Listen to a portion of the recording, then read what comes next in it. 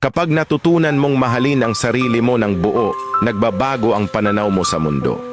Hindi mo nahahabulin ang mga bagay na dati mong akalay makakapagbigay ng kasiyahan sa iyo, tulad ng atensyon, validation o pag-apruba ng iba. Sa halip, matututo kang magtiwala sa kakayahan mo, sa halaga mo bilang tao at sa mga prinsipyo mo sa buhay. Ang pagmamahal sa sarili ay hindi pagiging makasarili. Ito ay pagbuo ng mas matatag na pundasyon para sa sariling kaligayahan at kapayapaan. Kapag mahal mo ang sarili mo, ikaw na ang nagiging standard. Hindi mo na ikukumpara ang sarili mo sa iba dahil alam mong sapat ka, higit pa sa sapat. Hindi madali ang proseso. Darating ang mga araw na kukwestiyonin mo pa rin ang sarili mo.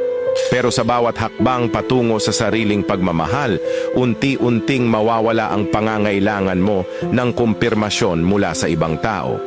Kasi sa huli, ang pinakamahalagang opinyon ay yung nanggagaling sa'yo. Kaya't simulan mo na. Maging ang sarili mong standard. Mahalin mo ang sarili mo ng totoo, ng walang kondisyon at ng may buong tapang. Dahil sa sandaling gawin mo ito, makikita mo ang halaga mo, hindi sa mata ng iba, kundi sa mismong salamin ng buhay mo.